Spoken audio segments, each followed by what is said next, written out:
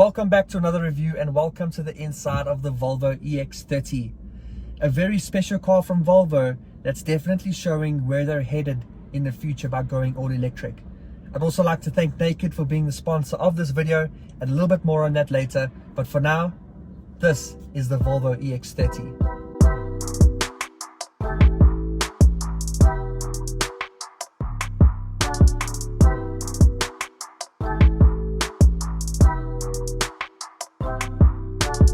So, the Volvo EX30, the fastest car you can get for under R1 million currently is this, an electric car. And it puts out 315 kilowatts and 543 Newton meters of torque. So yeah, that is much quicker than a Golf 8R. It's cheaper than a Golf 8R. Off the line, it's the same speed as a Pagani Zonda. And it's also quicker than an A45S. All of that cheaper than all of those cars. Now it's very close to the Golf 8R, except the Golf 8R doesn't come with anything as standard. So once you start adding all of those options onto the Golf, it then gets way more expensive than this, where this comes standard with a lot of that.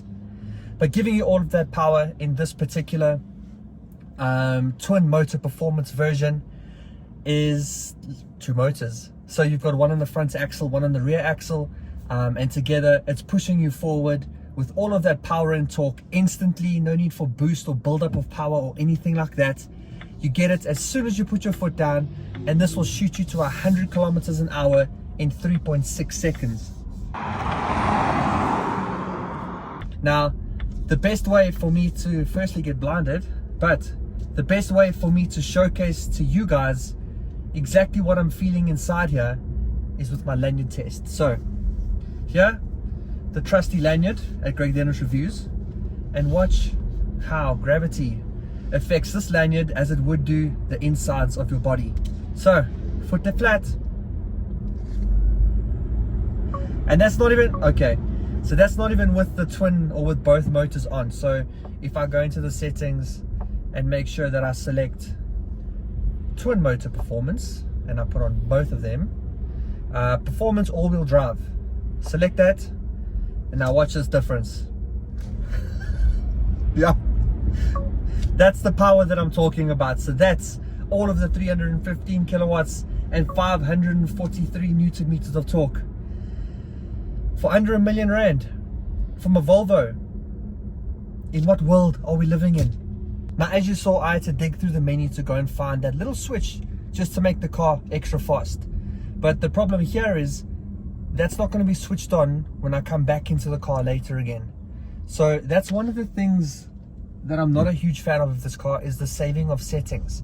Now that goes for things like turning off the driver alert setting that's going to beep if it doesn't think I'm paying attention, as well as the speed limiter beeping. So if I go over the speed limit, it's going to beep.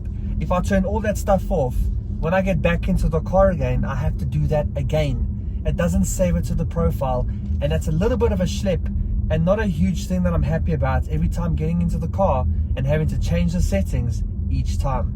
Now, there's not a lot that I don't like about the car, so I'll quickly get those out of the way and we can move on. So the first thing was obviously going to be the saving of settings, which beeping at me because I'm either not watching, is the saving of settings. The other thing for me is the pure absence of buttons inside here. So there are no buttons, everything is done through the screen. The only buttons you'll find in here are for the windows, which go up and down, but depending on the type of driver you are, you might be the only knob inside this car. Sorry, I had to get that out the way. But that's true. So the main thing about the non-buttons for me is even the hazard. So the hazard is on the screen, it's in the bottom corner, and you have to tap the screen over there to put your hazards on, which if you need to do that in a split second because something's happening in front of you, you aren't going to get to that in time, because now you need to look down, make sure you're touching the screen in the right place, you haven't missed it, and by the time you've figured all of that out, you're now part of the problem in front of you. And because you haven't warned the person behind you about it, they're now part of you, which is making you part of the problem in front of you. And now there's problems everywhere just because they didn't put a hazard button in. So please, will you just do that? Add a hazard button and add a little volume button or whatever the case is. Haptic, you can decide, but just separate some of them from the screen, please. The last thing that I'm not a major fan about with this car is the lack of driver's display. So there's no instrument panel in front of me. There's nothing, not even a heads-up display. It's just a little black little radar screen that watches what I do. But everything is over here on this screen, my speed and all that stuff. So you do have to kind of glance to the side to go and see it. A heads-up display probably would have been perfect, or just a little number on the little radar screen here, whether it's just like the 2 digits, your 3 digits for your speed. Just have that there, and I think would make the interior driving experience a lot better. But otherwise, this Volvo is lovely. It's very comfortable to sit in. These seats are also super comfortable. The interior is really nicely laid out. It's very, very minimal. I mean, there aren't even speakers in the doors. The speaker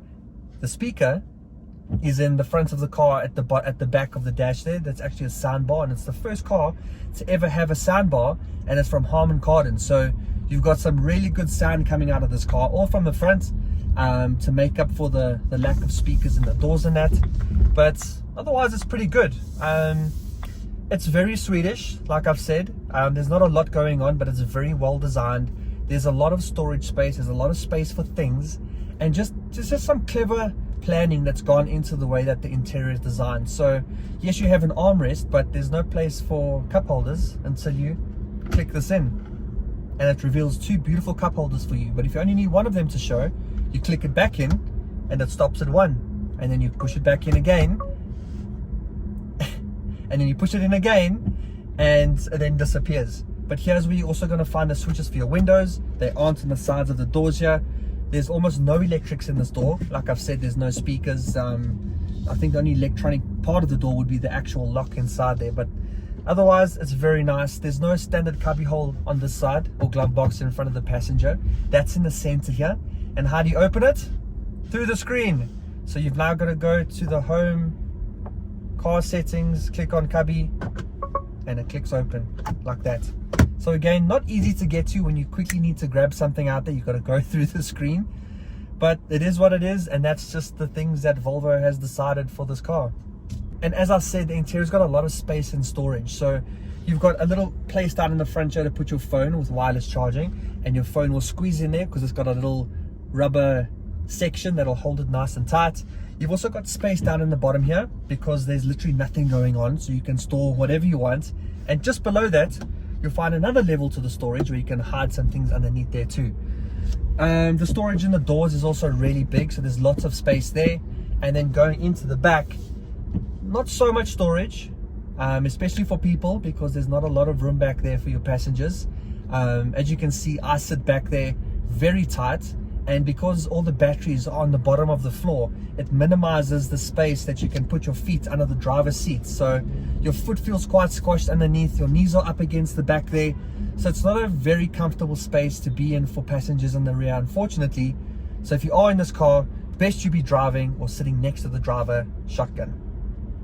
And then to speak a bit about the pricing of the car, so the whole range starts at around just under 800,000 Rand, and that'll be for your single motor with the standard battery. And then the range all changes and gets more progressive in terms of tech and offering and battery and performance as you go up, and it reaches up to about 1,055,000 Rand for the top spec with the biggest battery, the longest range, all of that.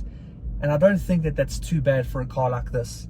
Now the one that I'm in is at about 955,000 Rand, so just under R1,000,000, and your rands per electric value out of what I've driven everywhere makes this probably the best electric car that I've been in for that price tag and for the performance. So like I've said, this is a very, very special car. And then to talk a little bit about the charging, so the batteries come in 2 different sizes. There's a 56 kilowatt hour battery and a 63 kilowatt hour battery. Now that refers to the amount of space inside of the cell to hold energy, and the bigger the number, the more energy you can hold. And then going to charge this, you can go to some fast chargers up to 150 kilowatt hour charger, which is, 150 kilowatt hours how much it's going to pump into the car per hour. So if you can find a charger that's that fast, you can go and fill this up, and it'll probably take about 30 minutes or so. It's going to be that quick.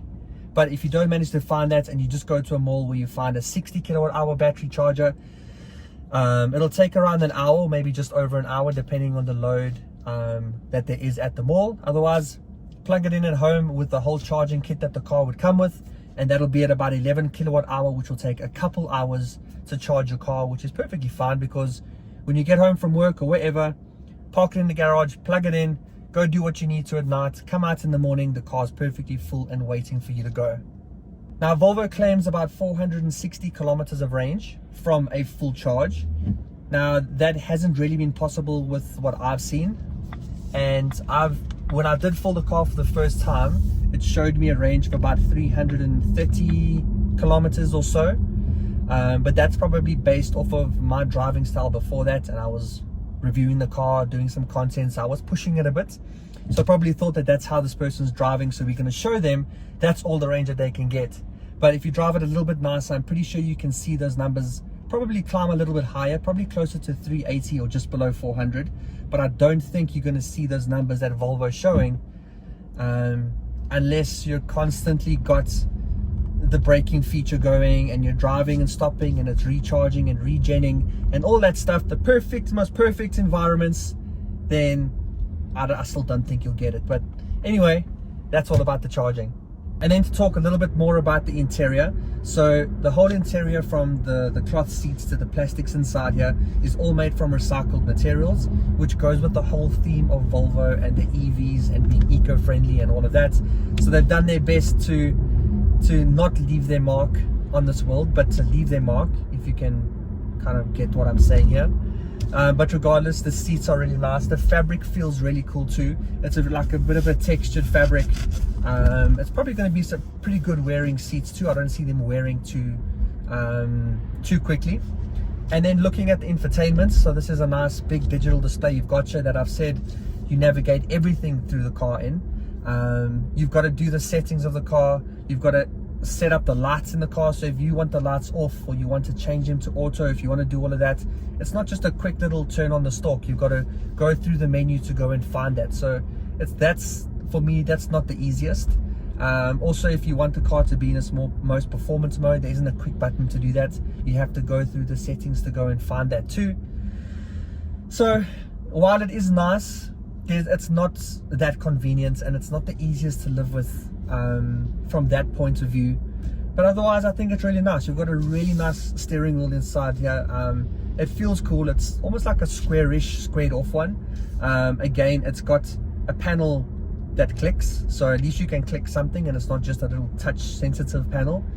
But otherwise, it's really easy to use. I love that the actual stalks for the indicators and your drive select is actually illuminated at night, so you can actually see what it says here, because I know that Mercedes-Benz does. Don't know what happened there. Oh, it's all pedestrian.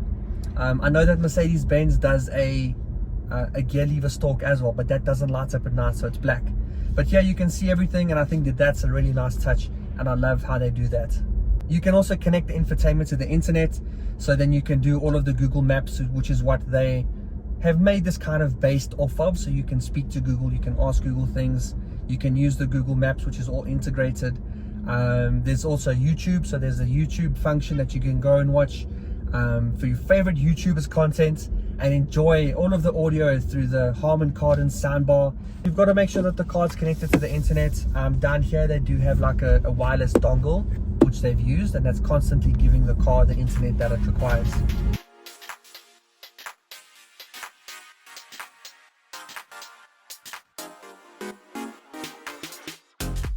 And for your information, that insurance premium that I just showed you on my cost of ownership actually came from Naked Insurance's website. I use them every week for all my videos. You simply go onto their website, put in all the car's information, a bit of your information, and boom, you get the quote from them. But the best thing about them is that no one's going to phone you back, no one's going to hassle you. You don't have to wait on hold, waiting for this person to go speak to their manager about getting this and that. You don't have to wait, anything like that. You get the quote from them instantly. No one's going to phone you back, no one's going to spam you. But another cool feature about Naked is that if you've got two cars on the policy and you only use one of them because you're going on holiday and the other one's going to be parked in the garage, you can actually pause the cover on the one in the garage. So you're going to save money by going on holiday. Who else does that? So go check out Naked Insurance's website. I've got a link down in my description. Please go check it out, go use it. I'm pretty sure you are not going to regret it. And who's got time to wait? And then talking about the way that the car looks, and that's something that I really love about it, is the way that it looks. The design is really nice. Again, they've gone with that minimalist design. It's a little bit boxy, but it's rounded off in the right areas. I love the way that the front looks. I love the new daytime running lights that they've got there, and those LEDs actually go from white to orange when you put your indicator on, so that looks really cool. But yeah, otherwise it looks nice. There's not really anything bad. I think it's in the right proportions. The lights look really nice. The big wheels really fill up those arches, and I think that they're 20 inches, so they look cool. It gives it like a Hot Wheels look from the side profile, because the car, the body to the wheel ratio is a little bit off in terms of the wheels being too big, but I think that it looks absolutely epic. And then you'll see from the front there is a bonnet, but under that bonnet is obviously not going to be an engine, but it's also one of the first electric cars that's actually got a frunk, being a front trunk. So you've got a little bit of storage in there, but yes, there is storage in the rear too, in the boot. It's not a lot of storage, and it's also quite narrow because they've had to give some space at the bottom for your batteries. But there's a little bit of room just before that you can also close off and hide things under, or you can drop that completely to give a little bit more space. So it's a smallish boot, but I think that it also, compared to the size of the car, it's pretty adequate. Now, if you're in the market for a Volvo EX30 or any Volvo, then go check one out on changecars.co.za. They're a website that sells new and used cars, and the best thing about them is that they vet and check every single dealership that sells cars on their website, so they know exactly who they are and what they're selling, making them in full control of the quality of cars that people are buying off of their website. Now, Change Cars also has a cool website that's also like a hub for everything automotive. So you can go watch car reviews, you can read articles, you can even do financial things like going to see what you can afford per month through their finance calculator, as well as even bringing them quotes from dealerships that aren't on Change Cars. Bring it to them, not only will they match the quote, but they'll beat it too. So there's a lot of cool things that you can do with Change Cars, and they offer great service and great cars. So go check them out. They're also a proud partner of Greg Dennis Reviews.